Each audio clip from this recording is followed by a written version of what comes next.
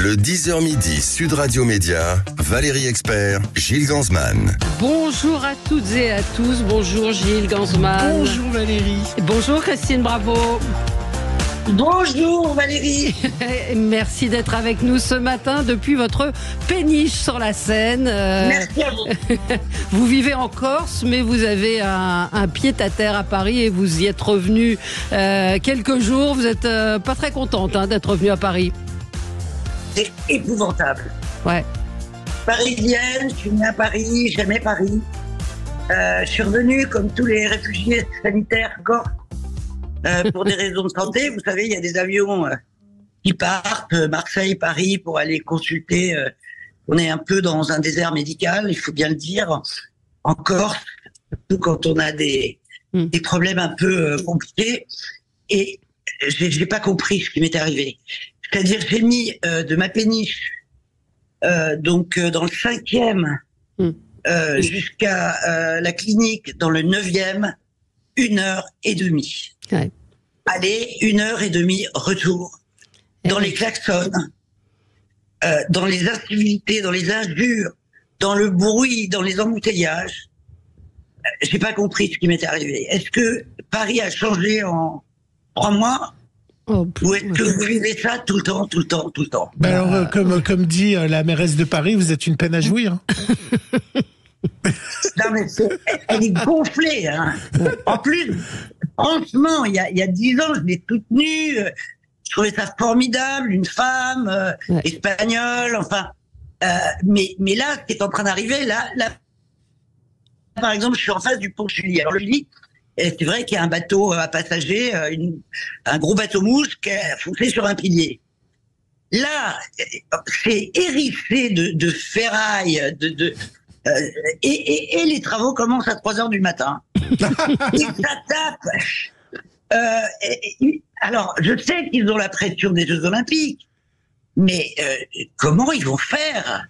C'est dans 2 mois. Ouais. Bon, le pont pose un vrai souci. C'est-à-dire qu'on ne sait pas comment les bateaux vont passer parce que le pont est vraiment en réflexion.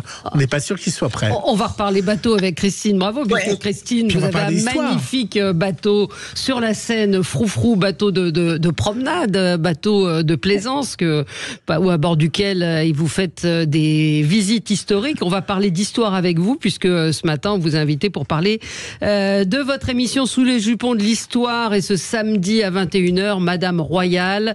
Il y a le replay de la Duchesse de Berry. On va en reparler dans un instant avec vous. Et puis on pourra dire à Chérie 25, il faut en commander plus.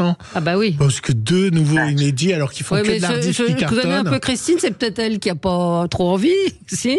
Non, franchement, c'est la seule émission de télé que j'ai envie de faire maintenant, parce que c'est pas vraiment une émission de télé. Il y a l'ambiance qu'on avait entre amis dans Froufrou, c'est exceptionnel, avec des experts géniaux. Oui, mais ils ont fait tellement de rediffusions. Mais oui. Et les gens regardent les rediffs, ça marche. Pourquoi voulez-vous qu'ils payent encore? C'est vrai. Bah si, il y a plein de choses à dire. Ouais. Allez, on va passer au zapping. Sud Radio Média, l'instant zapping. Valérie, si pour Maupassant dans Bel Ami, l'apparence peut suffire à séduire, eh bien François-Xavier Palamy, hier, il n'a pas cédé aux apparences, dire que tout va bien dans le meilleur des mondes. En direct, il a critiqué le débat à Bardella-Attal auquel il venait d'assister, mais sans y participer. Qu'est-ce qui permet d'organiser la confrontation entre ces 2 personnes? L'un est le Premier ministre, même pas la candidate. Ils s'en sont expliqués. Non, mais c'est même pas eux qui devraient s'en expliquer. Comment est-ce que vous les avez choisis? Comment est-ce que vous avez choisi d'organiser cette confrontation? Qu'est-ce qui vous permet de les avoir invités, eux? Est-ce que c'est les sondages? Les intentions de vote? C'est les intentions de vote qui permettent de faire ce choix? Mais alors, dans ce cas, vous voyez, je plaide pas pour moi. Je dois dire que si on regardait les sondages, il aurait fallu inviter au moins Raphaël Glucksmann. Rien ne justifie que ce soir, le service public mette en scène ce débat. Rien. Ni les sondages et surtout pas la réalité du débat européen. Alors, le débat était à 20h15, Valérie. 3 61 téléspectateurs. Vous aimez pas quand je fais pas 3,6 millions. 3 61 téléspectateurs. 18% de part de marché, 11% sur les ménagères. Mais dès 21h36, dès que HPI démarre, alors là, c'est une cata. Ce n'est plus que 1,6 million de téléspectateurs. Alors, la part de marché, elle est passée de 18% à 7%. Ouais. Vous imaginez? À noter que... Vous avez regardé ou pas, Christine? Ouais, j'ai regardé, mais franchement, je n'ai rien compris. Non. Alors, j'ai eu l'impression qu'il fallait vraiment avoir Bac plus 13 sur certaines questions. C'est pas ce que les Français ont pu comprendre de détails aussi techniques. Enfin, moi, vraiment, ça m'a séché, là. J'ai l'impression d'être en maternelle devant des pontifiants, quoi. C'est pas possible. Vous allez voter aux européennes? Oh oui. On a eu une petite coupure. Alors, à noter qu'en faveur de TF1, plus de 1,2 million d'écart donc en faveur de TF1, entre le JT de TF1 et France 2, puisqu'ils ont démarré à 20h15, donc 1 million d'écart pendant la durée du JT. Et à noter qu'HPI a fait 7 millions 30. Alors écoutez bien, 49% sur les ménagères, 36% de part de marché. C'est vraiment l'énorme carton. Alors, un zapping pour Christine Bravo, c'est un zapping sans filtre, il faut être cash. Je ne sais pas si vous avez vu cette séquence hier de Ségolène Royal dans Touche pas à mon poste. Elle a été sans filtre sur sa candidature à la présidence, là où tous les hommes de son parti ne l'ont pas soutenue. Non mais même ça, ce serait plus possible aujourd'hui avec MeToo. Mener une campagne, d'élever 4 enfants et d'avoir en plus son conjoint qui est avec une autre. Enfin, en plus, c'est le chef du parti, donc il est censé vous soutenir à un double titre. C'est vrai, et il est en train d'amener des croissants. Il travaille sur le plan privé, sur le plan politique. Ça serait plus possible. C'est fou. Mais c'est la loi du silence qu'on s'impose, que les femmes s'imposent et qu'elles subissent de la violence psychologique. Si j'avais parlé, si j'avais dit la moindre chose, on aurait dit, vous voyez, elle est déséquilibrée, elle n'est pas structurée, elle est fragile. Donc on ferme sa bouche. Non mais c'est fou. Et on continue à avancer. Ah ouais, c'est dur. C'est dur. Alors, elle a été cachée sur François Hollande. Elle a raconté des choses. La femme abandonnée par le mari. Enfin, c'était étonnant quand même. Un zapping pour Christine Bravo. Alors, on l'a perdu. On a perdu Christine Bravo. Intramuros Paris, on n'arrive pas à la retrouver. On va essayer de la retrouver, mais là, pour l'instant, évidemment, je leur ai fait réagir. Alors, évidemment, j'ai fait un zapping pour Christine Bravo. Vous avez compris. Un zapping où ça ne râle pas, ce n'est pas un zapping pour Christine Bravo. Et Quotidien a trouvé un râleur. Alors, c'est un Cannois pur jeu, mais alors qu'on a ras la casquette, comme dirait Anne Hidalgo du Festival de Cannes. C'était dans Quotidien. Et on est aussi tombé sur Raymond. Alors lui, il en avait gros sur la patate. Le festival, ça le saoule. Nous, on habite à Cannes et le festival, il nous emmerde. Parce qu'on ne peut plus circuler, on ne peut plus rien foutre. Tout ça pour des cons là, qui sont là à regarder des stars américaines qu'on ne connaît pas. Tout ça, c'est nul à chier. Raymond, il tire sur tout le monde. C'est une sulfateuse, carrément. Et vous êtes là pour qui? Pour TMC, Quotidien. Oui, je vois. Ça vous plaît, ça va? Oui. Enfin, il raconte des conneries aussi, beaucoup. Mais Quotidien, après, c'est assez sympa. Oui, le Quotidien, mais enfin, bon, c'est comme le reste. C'est nul. Oui, c'est nul. Alors, j'aimerais bien qu'on retrouve Christine Bravo. Oui, mais on va la retrouver dans un instant. Vous savez pourquoi? Vous savez ce qu'elle fait, Christine Bravo? Non. C'était hier dans C'est à vous. Elle loue sa péniche. Sa péniche va défiler. C'est pas sa péniche, c'est son bateau. Son bateau froufrou pour les Jeux Olympiques. C'est pas une péniche. C'est un bateau, on l'a retrouvé. Oui, c'est pas une péniche. Elle habite sur une péniche, mais elle a un autre bateau qui s'appelle Froufrou. Elle a un autre bateau qui s'appelle Froufrou. Et vous allez défiler, votre bateau va défiler sur la scène. Personne ne comprend rien. Non, moi, je ne vais pas défiler. Non, le bateau. Alors, mais attendez, j'ai un sonore, Christine, on en parle après. Christine, écoutez le sonore, vous étiez dans C'est à vous hier. La question qui se pose, c'est quel pays va être dessus? Christine Bravo, qui est très fière de son navire. Alors, elle ne sait pas quel pays va être sur son bateau le jour de la cérémonie d'ouverture. Ça peut être n'importe quel pays, sauf qu'il y a une jauge limite. Et c'est ce qui fait qu'elle pense avoir une idée du pays qui pourra aller dessus. Elle voudrait, que ça soit un pays en particulier. 12 passagers maximum. C'est forcément une délégation de 12 ou moins. J'ai passé 30 ans au Mexique. Alors si quelqu'un m'entend dans le comité, si le Mexique a 12 ou moins, donnez-moi le Mexique. Évidemment, le Mexique. Racontez-nous, donc Christine, vous habitez, pour Gilles qui n'a pas bien enquêté. Et elle habite sur une péniche, mais elle a aussi un bateau, un magnifique bateau hollandais en bois. Voilà, super Vandcraft. Un super Vandcraft, c'est un bateau hollandais avec une coque en tulipe. Franchement, semble à jouer. C'est le plus beau bateau de la Seine à 12 passagers. Il y a des bateaux magnifiques sur la Seine, mais à 12 passagers, c'est le plus ancien. Il est art déco. Les athlètes vont pouvoir être sur le pont, debout. C'est une merveille, ce bateau-là. Mais c'est forcément un pays qui a une petite délégation. Et le Mexique, ils en ont combien? Je sais pas. Eh bien, impossible de savoir. Bon. Parce que les pays n'ont pas encore donné leur nombre d'athlètes. Mais ça se trouve, ça va être un pays avec 3 athlètes. Je m'en fiche, je veux une médaille d'or. Et vous êtes payé pour louer votre bateau pour la cérémonie? C'est-à-dire, on perd la semaine quasiment la plus rentable de l'été, où on aurait pu gagner le double. Alors, on a une clause de confidentialité, mais le Parisien qui a enquêté a prétendu que les petits bateaux touchaient 20 000 euros et que les gros touchaient 100 000, voire plus. Incroyable. Alors, si vous voulez, c'est quand même un peu un manque à gagner. Il faut savoir qu'il y a des jours de répétition, on a le GIGN à bord, des péniches, des vraies péniches, là pour le coup, et des bateaux du défilé. Il y a déjà eu 3 répètes, il y en a encore 3. Ça mobilise à chaque fois le capitaine, le matelot. Franchement, à part les bateaux mouches peut-être, personne ne va gagner d'argent. Hein. Et de toute façon, on n'était pas réquisitionnés. Hein. Ça s'est fait sur la base du volontariat. Et vous serez sur votre péniche ou pas pour voir passer le défilé?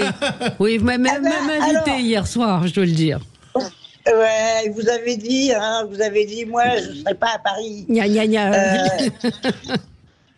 Et pourtant, Valérie, il y a quelqu'un qui devrait regarder Froufrou le 26 juillet, c'est bien vous. Bah oui. Froufrou, c'est votre bateau, c'est le nom du bateau. Oui, et donc, c'est aussi en référence à nous, hein, puisque c'est Valérie et moi qui avons créé le concept de Froufrou en vacances. C'est gentil.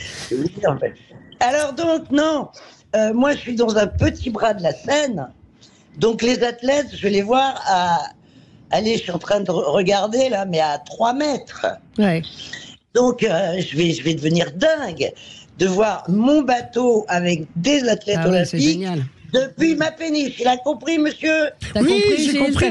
Excusez-moi, moi je suis pas invité à venir prendre le champagne chez vous et je ne vous ai pas tous les jours au téléphone.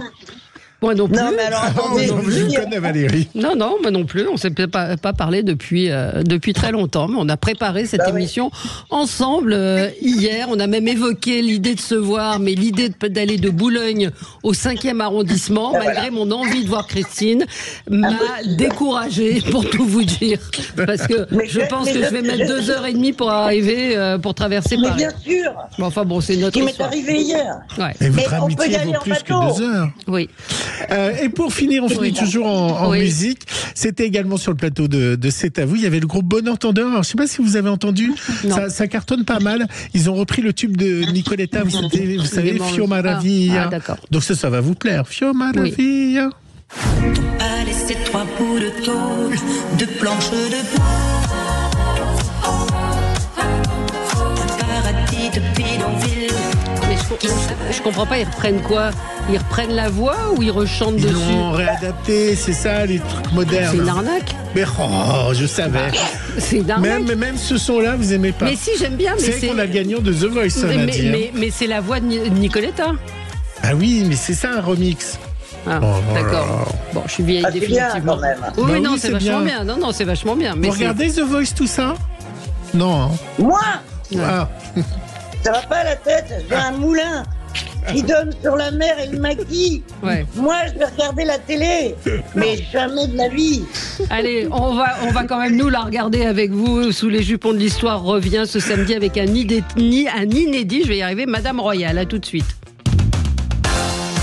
Le 10h midi, Sud Radio Média, Valérie Expert, Gilles Gansman. Sud Radio Média, l'invité du jour. L'invité du jour, c'est Christine Bravo. C'est moi. Oui, elle est là. Elle nous a fait un petit tour, si vous nous suivez sur Facebook, un petit tour un panorama de la scène. Ah, on m'a vu. On voit tout. On vous a vu aller sur le pont on m'a vu de la descendre péniche. dans ma péniche et tout. Ouais. Oui. Enfin, nous, on vous a vu. C'était peut-être pas Sur à le l'antenne. Facebook Live, pas encore, non. Pas encore. Sous les jupons de l'histoire, ce sera samedi soir à 21h05, Madame Royale. On disait que c'était un peu au compte-gouttes que la chaîne vous les commandait. C'est sur Chérie 25. Évidemment, il y a beaucoup de replays. Racontez-nous ce qu'on va voir. C'est qui, Madame Royale? Madame Royale, elle est bouleversante. C'est la pauvre gamine de Louis XVI et Marie-Antoinette. Donc, c'est la rescapée du Temple. Elle a une vie épouvantable parce que elle est à Marseille, elle est à Versailles, sous les ors, elle a une enfance royale avec son petit frère, sa mère, son père, et du jour au lendemain, elle se retrouve au Temple avec ses parents et son petit frère, et puis on va les séparer tous. Et on va pas lui dire à elle, la pauvre gamine, elle est toute jeune, qu'on a décapité son père, puis sa mère, et que son petit frère, on l'a laissé mourir de tuberculose à 8 ans pour éteindre les capets, quoi, pour qu'il n'y ait plus de descendance. Et donc tout le monde est mort, et elle est survivante. Dans cette prison, on va lui donner une copine, en quelque sorte, parce qu'elle est complètement déprimée, hein, évidemment, qui va lui annoncer, parce que les gardes, elle demande où est papa, où est maman, mais pendant des années. Et on lui dit, on vous dira plus tard.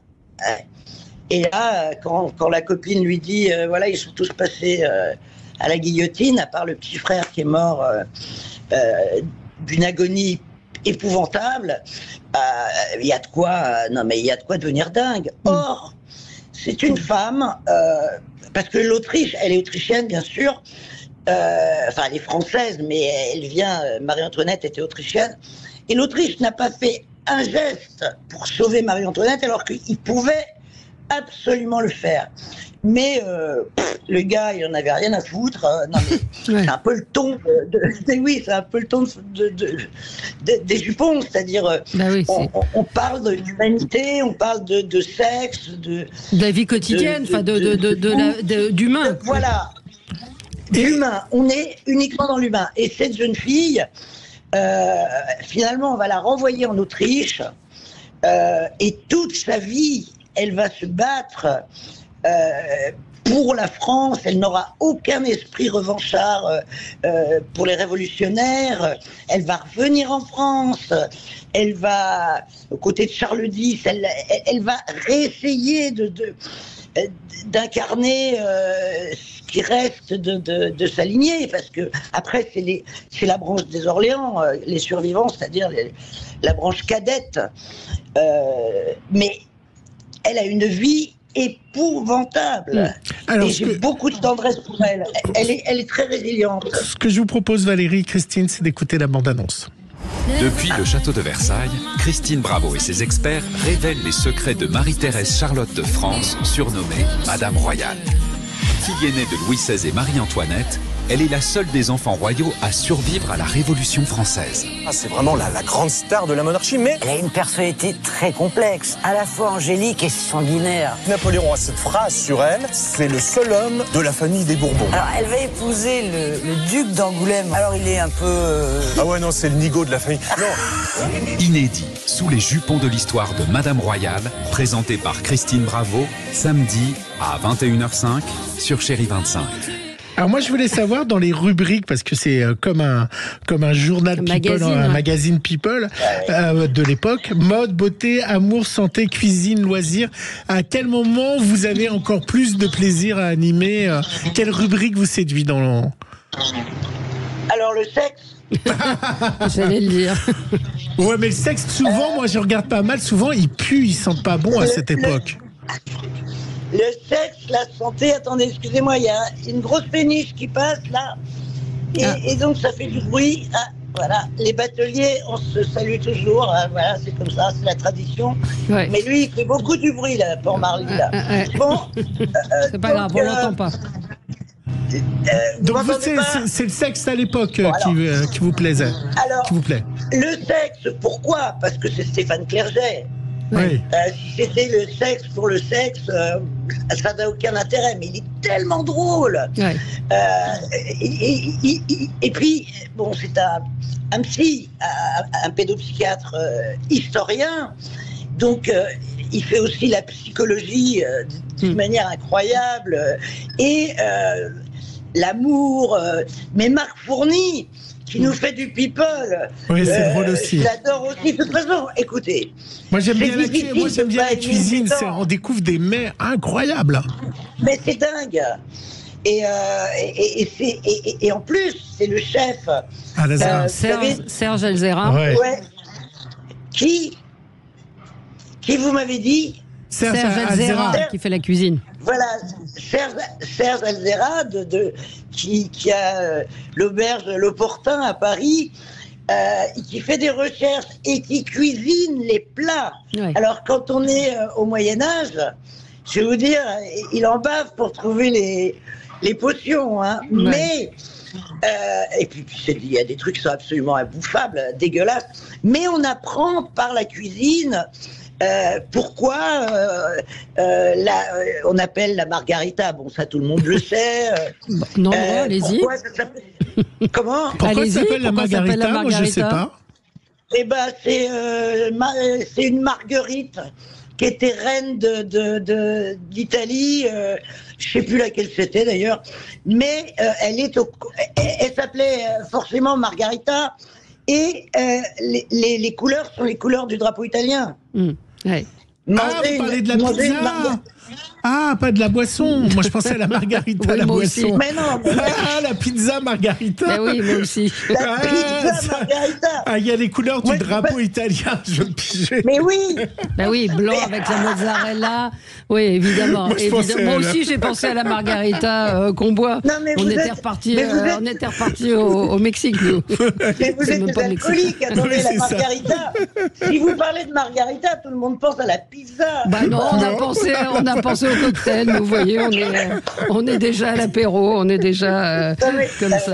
Il y a un auditeur qui demande si Énergie 12 c'est pas petit, Chérie 25, pardon, c'est pas petit par rapport à la carrière que vous avez eue, à toutes les émissions que vous avez animées. Pourquoi vous n'êtes pas sur une grande chaîne avec tout le respect, non mais tout le respect qu'on doit à cette chaîne qui vous a donné cette possibilité. Mais c'est vrai que c'est une émission qui pourrait et qui devrait être sur le service public. Bon, alors je vais être franche. Ouais. Elle a été refusée par tout le monde. Bon, d'accord. De la même façon que quand Froufrou on l'a présenté, on nous a dit ça marchera pas et on nous avait dit déjà qu'il y avait un programme de remplacement pour 15 jours après. Ouais. Tellement le directeur de programme n'y croyait pas et détestait évidemment une émission avec des filles. C'est vraiment Hervé Bourges qui a dit on essaye. Union Libre, idem, personne n'en voulait. Et on a dit bon allez, on va faire un petit essai. Mais alors là, sous les jupons, personne de ces personnes, on n'y croit pas, on n'a pas besoin.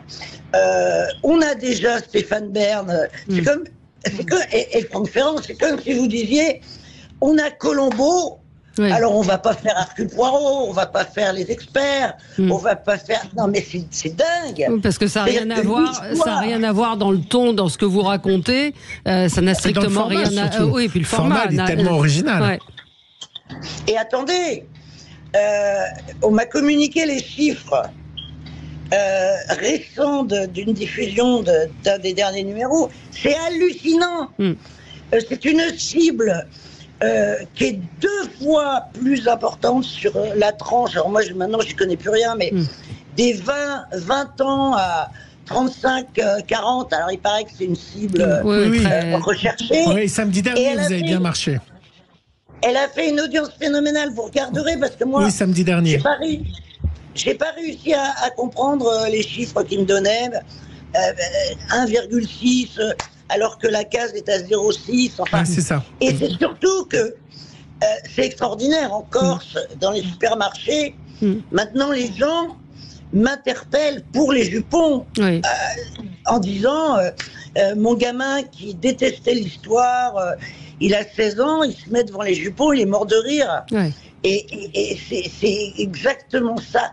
Mais vous savez, Valérie, j'ai été instite, donc j'ai une pédagogie particulière. Vous avez cette envie de transmettre. Pour rattraper les jeunes, être rapide, les faire rire. Mais ils retiennent des informations, peu importe. Oui, c'est la manière de... Il y a un gars qui m'a couru après, encore cette fois, en me disant wesh, le frère de Louis XIV. C'est vrai qu'il se mettait des chapelets autour de la verge à chaque fois qu'il devait faire l'amour avec la Palatine, parce qu'il aimait que les mecs. Il était parfumé, il avait des talons de 12. Et ben, ce môme-là, il n'y avait aucune homophobie dans son propos, il était plutôt... il disait, mais c'était toléré l'homosexualité. Ben, évidemment, Louis XIV adorait son frangin, il s'appelait Philippe, c'était un vrai mec, il allait à la guerre, c'était un homosexuel, et so what? Et donc, ces mômes, eh bien, même s'ils ne retiennent que ça, parce qu'évidemment, l'anecdote des chapelets, en plus, on l'a marié avec la Palatine, c'est genre un tas de gras qui parlait français. C'était horrible. Mais s'ils ne retiennent que ça, mais moi, ça me va, parce que du coup, ils ont Louis XIV. Oui, c'est ça, c'est que vous tirez sur un... Vous rentrez sur un fil qui les amènera à s'intéresser à plus qu'autre chose. On va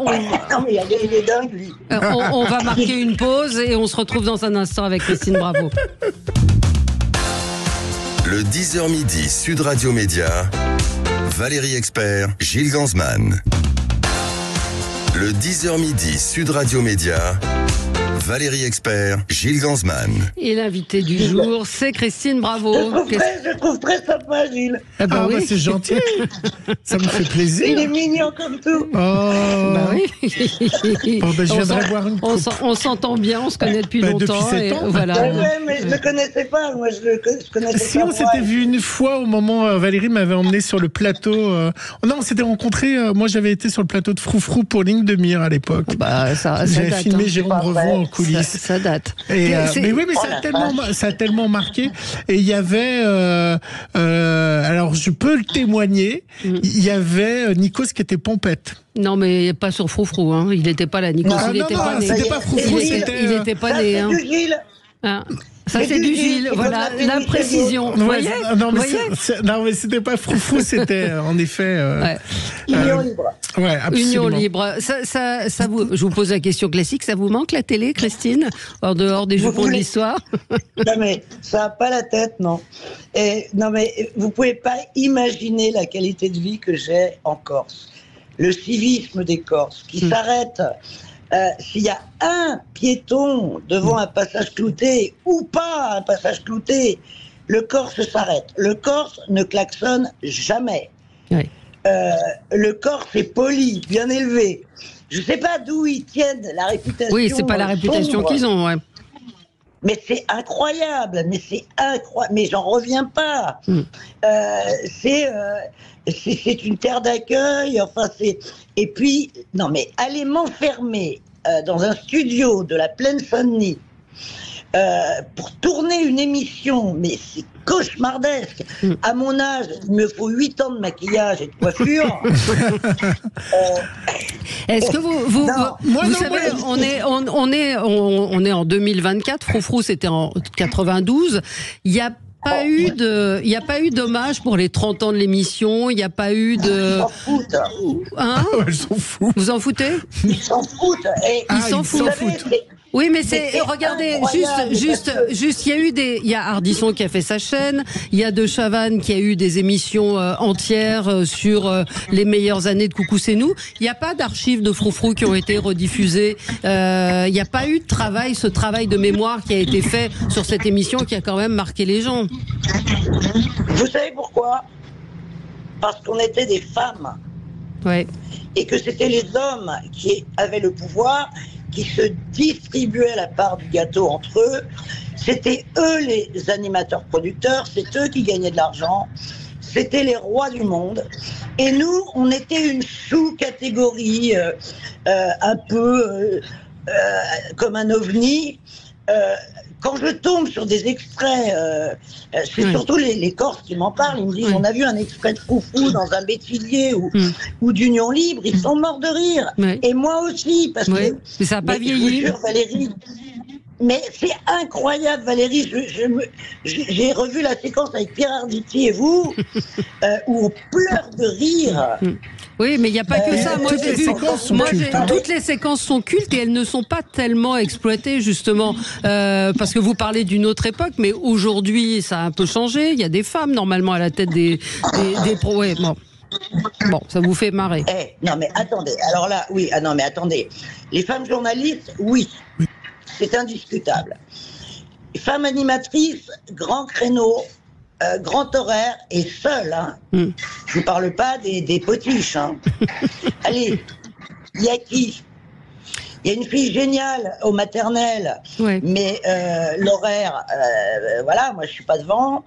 Allez-y, The Voice, Reichmann, Drucker, Nikos. Il y a eu Sophie Davant qui a eu des émissions tout seul. Faustine Bollard, Sophie Davant a eu des primes tout seul, La Lettre. Oui, mais pas régulier, pas récurrent. Non, c'est vrai. C'est-à-dire, elle a fait des... C'est une femme qui peut très bien tenir un prime. Jamais on l'a mis aux manettes régulières d'un prime. Faustine, bon, elle fait les après-midi. C'est-à-dire, elle est excellente, mais on la met pas en prime ou en access de manière régulière. Alors, vous avez Anne-Elisabeth Lemoine, vous avez quand même sur France 5 Aurélie Casse, il y en a, ouais. Vous avez raison, c'est une erreur de ma part de ne pas avoir songé à Anne-Elisabeth. Ouais. Parce que c'est la seule. Oui, c'est une des rares. Et bon, c'est vachement bien, hein, parce que non seulement elle cartonne, moi je la trouve super, mais au fond, elle est sur France 5. Oui, il voulait dire que sur les grandes chaînes. Sa marque, elle est plus forte que tout maintenant. C'est à vous, c'est une référence. Mais c'est la seule. Mais pourquoi Et elle est... Autre question, Christine, pourquoi vous n'avez jamais fait de la radio ? Pourquoi on vous a pas confié des émissions en radio ? Parce que vous seriez très bien. J'ai cherché si vous aviez fait de la radio et il n'y a pas eu d'émission. Non, pas à moi. J'étais tellement confortable avec Laurent Ruquier. Ah oui, c'est vrai. Qui est quand même mon meilleur pote. Ouais, sur les grosses têtes.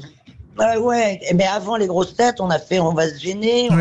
C'était tellement plus confortable pour moi de ne pas porter le poids des audiences, du travail. Parce que, en fait, j'ai plus envie de travailler. Vous savez, j'ai 68 ans, même si ça se voit pas. Non. On a eu Gérard Ross, il a 78. C'est pas vrai. Si, c'est dingue, hein. C'est dingue. Gérard Ross ? Ouais, 78, Gérard. Il était chez nous, il était avec nous avant-hier. Incroyable, hein. Ouais. Et vous avez plus envie de bosser. Mais justement, quand vous voyez De Chavannes, le comeback de Chavannes le samedi soir, vous en pensez quoi ? Il a de la chance. C'est pas une émission à lui. Il est devenu chroniqueur. Mais qu'est-ce qu'on lui a proposé d'autre ? Bah oui. Non, mais vous, si on vous le proposait.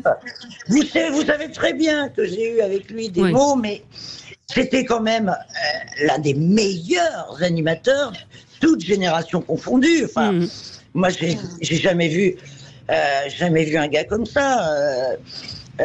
Après, on m'a proposé de rentrer dans des bandes, Cyril Hanouna, que j'apprécie. Je vous précise tout de suite. Et oui, je le regarde parce qu'il est près des préoccupations des Français. Je regarde la deuxième partie, quand il y a des témoignages, je suis scotché devant, qu'est-ce que vous voulez que je vous dise ? Quotidien, j'en ai marre parce que c'est toujours... c'est un système, c'est vachement bien, c'est sympa, mais bon, voilà, on sourit, c'est pas ma came. Donc, et Anne-Elisabeth Lemoine, j'adore la première partie de son émission. Donc, je regarde C'est à vous, la première partie. Je zappe entre Cyril et Anne-Elisabeth, parce que à cette heure-là, attendez, c'est pas tous les jours, parce que... Ouais, il y a du boulot au jardin. Oh la vache. C'est comme ça que je me suis fait une hernie discale. Une hernie discale qui vous a immobilisé. Merci Christine d'avoir été avec nous ce matin. Merci à vous. Sous les jupons de l'histoire, c'est samedi soir à 21h05. Madame Royal, c'est un inédit et on est ravis de retrouver cette émission culte et de vous retrouver Christine évidemment sur Chérie. Ce sera samedi à 21h. En face de la finale de The Voice. En face de la finale. Il y a le replay. Moi, je préfère Christine. Oui. Merci. On se retrouve. On se retrouve, nous, dans un instant pour parler de l'audiovisuel public avec Françoise Laborde. À tout de suite.